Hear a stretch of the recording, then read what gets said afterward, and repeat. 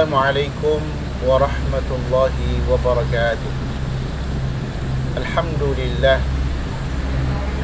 thumma alhamdulillah, thumma alhamdulillahilladzi ja'ala syahra ramadana sayyida syuhur wa anzala fihi al-Qur'an hudan linnas wa bayyinatin minal huda wal furqan. Asyhadu an la ilaha illallah wahdahu la syarika lah wa asyhadu anna Muhammadan abduhu wa rasuluh la nabiyya ba'dah. Allahumma salli wa sallim wa barik ala sayyidina Muhammad ibn Abdullah wa ala alihi wa sahbihi ajma'in, amma ba'd. Pertama-tama mari kita panjatkan puji dan syukur kehadirat Maha Besar Allah Subhanahu wa taala. Allah yang telah menganugerahkan kepada kita begitu banyak nikmat-Nya sehingga alhamdulillah kita masih bisa untuk hidup udara segar, masih bisa bernafas dengan stabil sehingga dapat beraktivitas sebagaimana biasanya. Salawat dan salam semoga selalu tercurah kepada junjungan kita Nabi besar Muhammad sallallahu alaihi wasallam, para keluarga, sahabat-sahabatnya, dan insya-Allah sampai kepada kita sekalian sebagai pengikut langkah jejak beliau yang setia. Hadirin yang saya hormati rahimakumullah. Pada bulan ini, bulan yang sangat mulia dan dimuliakan oleh Allah Subhanahu wa taala. Pada bulan ini kita diajak oleh Allah Subhanahu wa taala,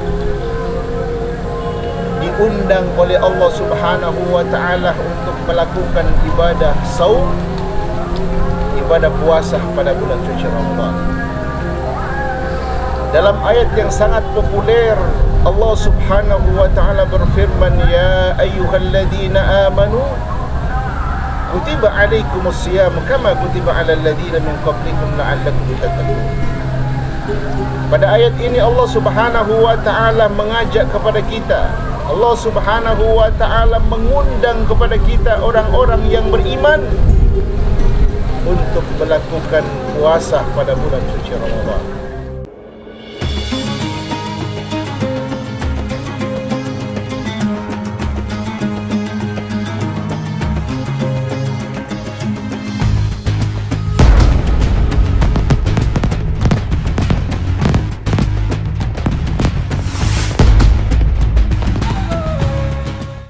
Ramadan tiba, Ramadan tiba, Ramadan tiba. Marhaban ya Ramadan, marhaban ya Ramadan, marhaban ya Ramadan, marhaban ya Ramadan.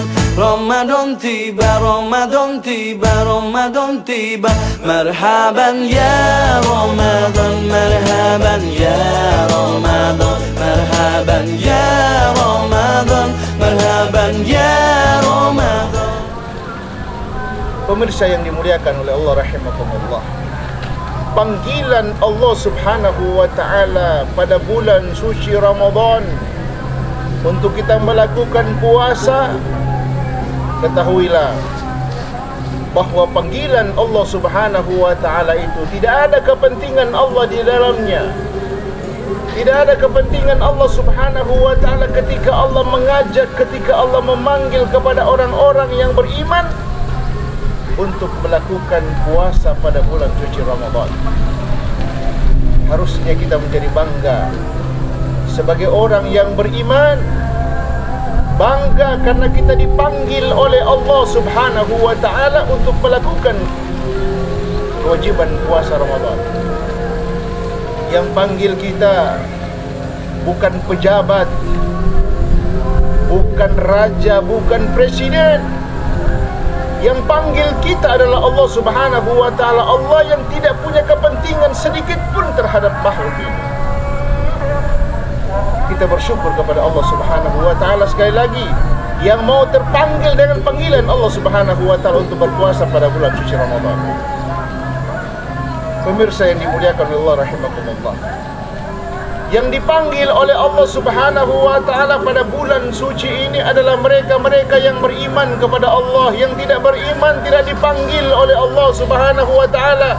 Tidak dipanggil kecuali mereka-mereka yang beriman kepada Allah Subhanahu wa ta'ala. Pertanyaannya adalah, siapakah mereka-mereka yang beriman itu? Orang yang beriman itu hanya dua syaratnya. Yang pertama, an tashhada an la ilaha illallah wa anna Muhammadar Rasulullah. Kita yakin kepada Allah Subhanahu wa ta'ala dan mempercayai keberadaan baginda Nabi Muhammad sallallahu alaihi wasallam sebagai nabi yang terakhir. Tidak ada nabi setelah Nabi Muhammad sallallahu alaihi wasallam. Kalau dua-duanya ini kita sudah mantapkan dalam sanubari kita yang terdalam, dari hati kita yang terdalam, maka kita sudah terkategorikan sebagai orang-orang yang beriman kepada Allah Subhanahu wa ta'ala. Maka pada bulan ini kita dipanggil oleh Allah, diajak oleh Allah, diundang oleh Allah Subhanahu wa ta'ala untuk melakukan puasa pada bulan suci Ramadan. Jamaah yang dimuliakan oleh Allah rahimakumullah. Oleh sebab itu, ketika Allah Subhanahu wa ta'ala mengajak, ketika Allah Subhanahu wa ta'ala mengajak kepada kita, memanggil kepada kita orang-orang yang beriman untuk melakukan puasa pada bulan suci Ramadan, ketahuilah bahawa panggilan Allah Subhanahu wa ta'ala untuk kita melakukan puasa pada bulan Ramadan tidak ada kepentingan Allah sedikit pun di dalamnya. Ini yang perlu kita garis bawahi. Jadi panggilan Allah untuk kita melakukan puasa pada bulan suci Ramadan tidak ada kepentingan Allah Subhanahu wa ta'ala di dalamnya. Yang ada adalah ketika kita terpanggil dan memenuhi panggilan Allah Subhanahu wa ta'ala, melaksanakan perintah Allah Subhanahu wa ta'ala, yang ada adalah kemaslahatan, kebaikan bagi mereka-mereka yang mau melakukan panggilan Allah Subhanahu wa ta'ala. Jadi tidak ada kepentingan Allah di dalamnya. Puasa yang kita kerjakan tidak ada kepentingan Allah di dalamnya. Yang ada sekali lagi maslahat, manfaat, kebaikan atas mereka-mereka yang mau melakukan ibadah saum pada bulan suci Ramadan. Jadi tidak ada kepentingan Allah Subhanahu wa ta'ala. Makanya dalam hadis qudsi Allah mengatakan, ya ibadi, law anna awwalakum wa akhirakum wa insakum wa jinnakum kanu ala atqa qalbi rajulin wahidin minkum ma zada fi mulki syai'a. Kata Allah Subhanahu wa ta'ala, wahai hamba-hambaku, jika seandainya, sekiranya, seumpama manusia pertama, manusia terakhir, jin pertama, jin terakhir, semua melakukan ketakwaan kepadaku, melaksanakan perintahku, kata Allah Subhanahu wa ta'ala, maka mazada fi mulki syai'a, itu tidak akan mengangkat derajat kebesaranku, kata Allah Subhanahu wa ta'ala. Sebaliknya, dalam hadis qudsi mengatakan, ya ibadi, law anna awwalakum wa akhirakum wa insakum wa jinnakum kanu ala afjuri qalbi rajulin wahidin minkum ma naqasa fi mulki syai'a.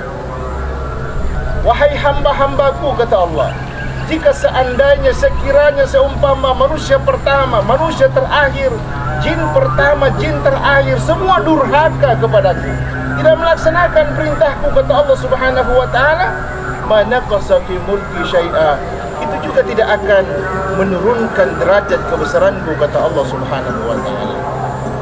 Itu artinya, jamaah yang kami hormati rahimakumullah, puasa yang kita lakukan sesungguhnya tidak ada panggilan, tidak ada sedikit pun kepentingan Allah Subhanahu wa ta'ala di dalamnya. Oleh sebab itu, marilah kita sahuti panggilan Allah Subhanahu wa ta'ala ini. Kita sahuti panggilan Allah Subhanahu wa ta'ala ini dengan cara melaksanakan puasa Ramadan, karena sesungguhnya puasa Ramadan itu sekali lagi tidak ada kepentingan Allah Subhanahu wa ta'ala di dalamnya. Yang ada adalah maslahat, kebaikan bagi mereka-mereka yang mampu melaksanakan puasa Ramadan tersebut. Semoga Allah Subhanahu wa ta'ala memberikan kita kesehatan, umur panjang untuk bisa mengisi Ramadan ini, tenaga fikiran kita untuk bisa memaksimalkan di bulan Ramadan ini sehingga benar-benar kita mendapatkan kebaikan dari Allah Subhanahu wa taala. Kita harus bisa meyakinkan diri kita bahwa Ramadan ini harus Ramadan yang terakhir kita berjumpa dengannya, sehingga kita bisa memaksimalkan tenaga pikiran kita untuk betul-betul mengisi Ramadan ini dengan sebaik-baiknya. Demikian, mudah-mudahan ada manfaatnya. Allahul musta'an. Wassalamualaikum warahmatullahi wabarakatuh.